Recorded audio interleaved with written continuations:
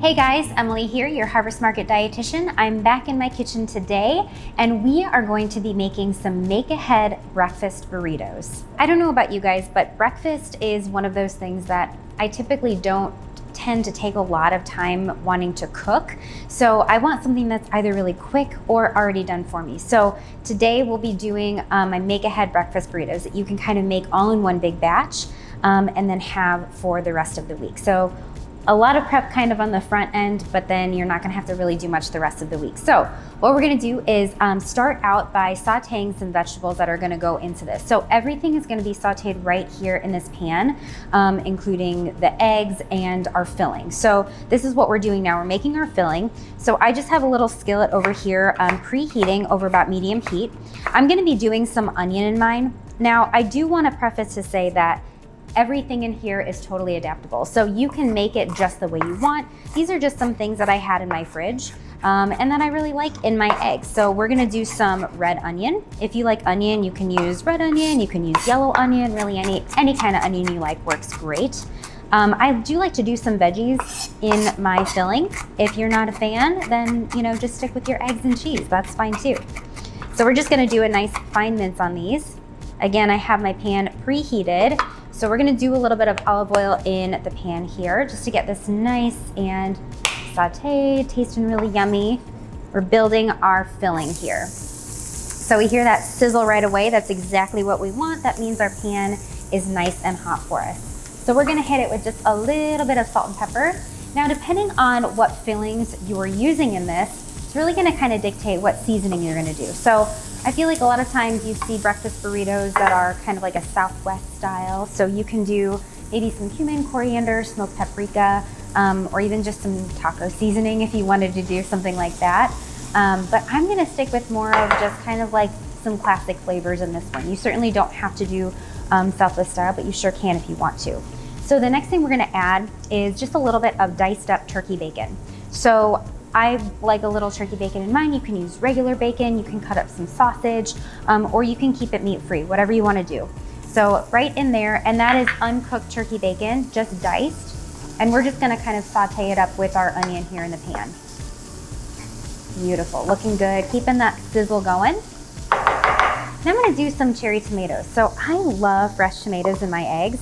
If you're not a fan of tomatoes, again, leave these guys out, no big deal. But I like these because they have a little sweetness, they add a little pop of color. They're nice and firm too, so they don't get too juicy so that my eggs are runny or anything like that. All right, so I'm just gonna either quarter these or slice these in half, right in. I like to saute my tomatoes. I think it makes them taste a little sweeter, makes them taste really, really good. Awesome. So we're really just looking to, again, cook the turkey bacon through, get it a little bit crispy, and saute our onions and kind of cook down our tomatoes just a little bit. Now in here, I have 2 eggs. So we're gonna kind of make some pretty large breakfast burritos. These can be, a full breakfast burrito for you, or you can choose to slice them in half. So I do 2 eggs per burrito, and I just have a little bit of milk in here to kind of make them nice and fluffy. A lot of people say that you can put in maybe like some sour cream or cream cheese or half and half or heavy cream to kind of make your eggs nice and fluffy. I just use a little bit of milk that's in my fridge. So we're gonna whisk this up really good. I like to use a fork rather than a whisk. I feel like, especially when I'm using a small amount of eggs, a fork works just fine for me. Our onions and turkey bacon and tomato mixture is looking really, really good. It's cooked down. Everything's nice and cooked through and really, really fragrant. So now we can put our eggs in. At this point in time, I'm gonna turn down the heat. Eggs are very delicate, so we really wanna use a gentle heat here. And I think that's one thing that we do typically is overcooking our eggs and making them really kind of hard and rubbery using a high temperature heat. So we really want to turn down the heat and give it a gentle cooking right here. So we're going to pour our eggs right in. I'm going to do a little bit more pepper. We get a little salt from that turkey bacon, so I'm just going to do pepper in here. And then we're just going to kind of stir this around using our wooden spoon or spatula, something that can pull it up from the bottom. So I do want to mention here that it's really important when cooking with eggs that we use a non-stick skillet. So very rarely do I use a non-stick skillet, especially if I'm going to be using or making a pan sauce for something. But non-stick skillets do have their place in the kitchen, particularly for cooking eggs. Okay, so again, we want a low heat. That way our eggs don't stick to the pan, and we just kind of want to keep them moving a little bit. So you can already start to see that protein coagulating in the eggs, and that just means that the eggs are kind of starting to solidify, and heat is what makes that happen. So our eggs are looking really good at this point. They're really starting to solidify. They're still a little soft, and that's great. This is going to yield a really nice, fluffy scrambled egg rather than something that's really, really dry and hard. So we're just gonna kind of keep it moving again. Be patient with this process. It takes just a minute, but it's totally worth it. Beautiful. So we're just gonna kind of spread this out so it can finish off cooking. I'm gonna add just a couple more things to this. I do like to add some cheese.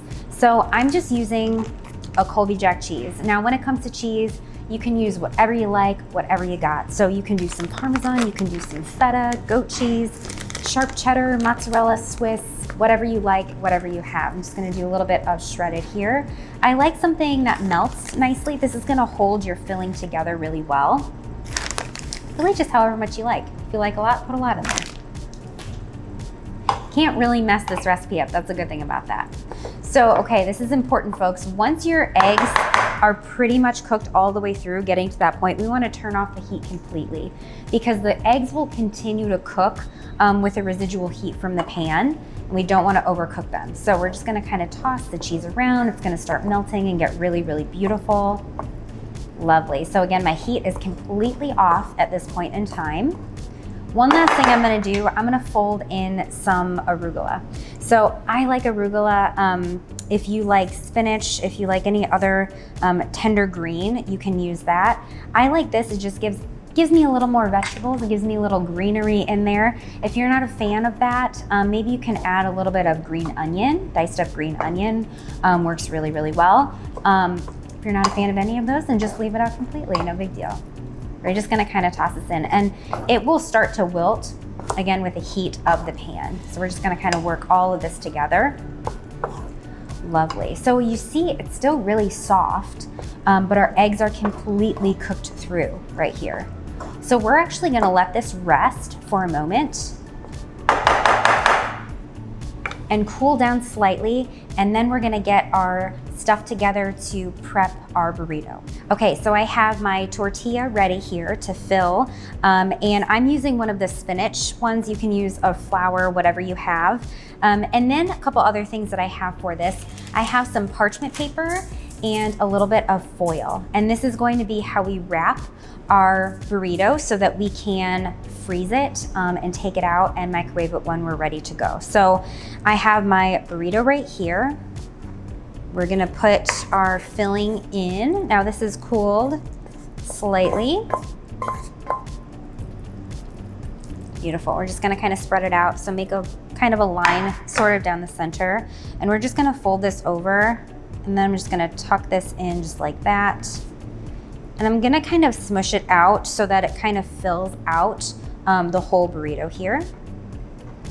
Excellent. So here, we're going to place our burrito on our parchment paper. And the reason why we do this, because this way we have something that we can just pop in the microwave and it's ready to go for us. So again, it makes it very, very easy to grab and go.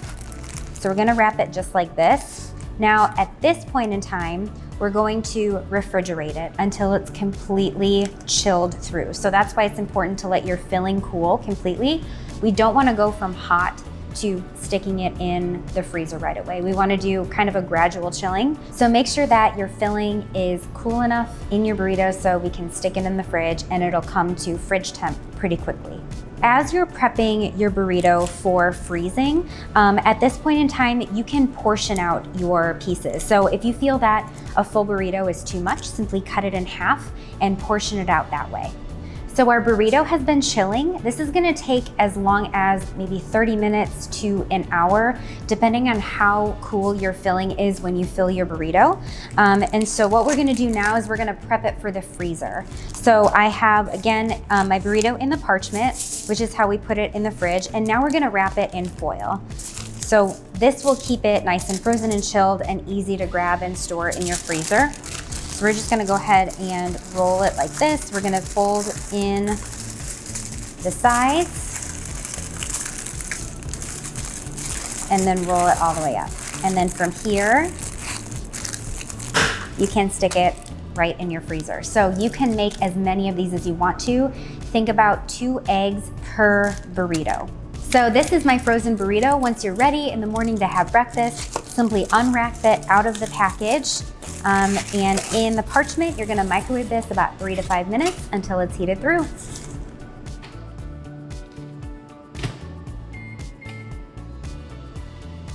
Our burrito is microwaved. It's super, super hot and super, super delicious. So here's what we got here. Beautiful cooked burrito, ready to go. So, so easy. You have breakfast all week long. So thank you guys for joining me today. Be sure to check us out on all our social media, Facebook, our website. We'll see you next time.